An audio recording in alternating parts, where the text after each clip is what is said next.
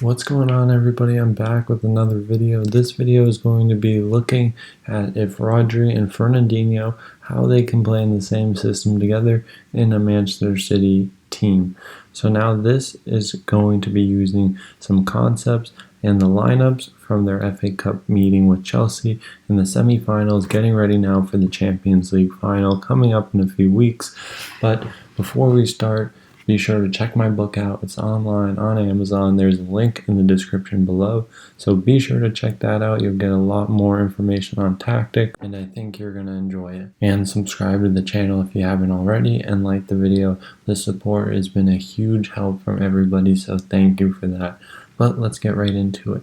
So with a double pivot, when Manchester City used this against Chelsea in the FA Cup semi-final, Rodri and Fernandinho played through the central corridor, and this allowed the central defenders to play a little bit further apart, especially when Zach Steffen would then be there to support to secure circulation. But having this difference in positioning from the first and second line gave them the opportunity to create diagonal passing options from the first line to the second line, and then also in turn creating these press-resistant triangles in the first line of build-up, which led to a lot of City's progressions.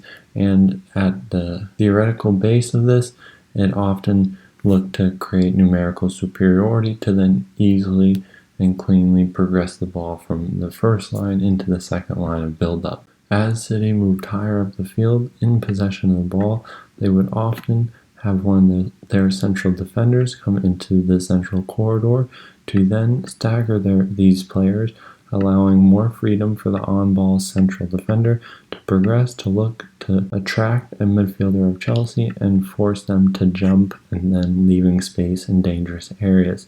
So when this happened, usually Cancelo would come deeper, maintaining the distances between him and the central defender Diaz, so the ball can move quicker and circulate just as fast.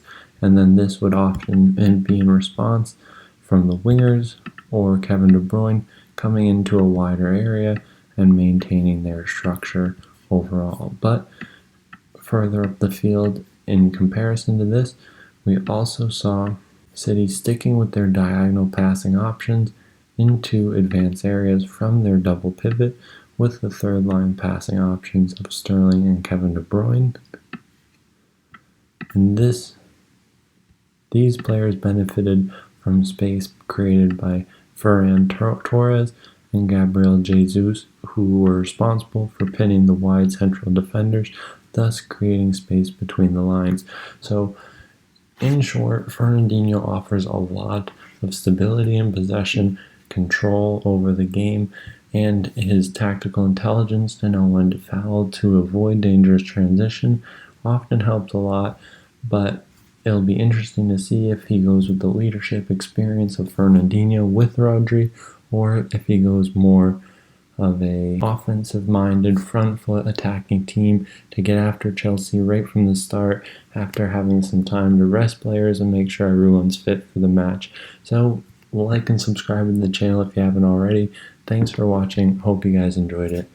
I'll see you in the next one.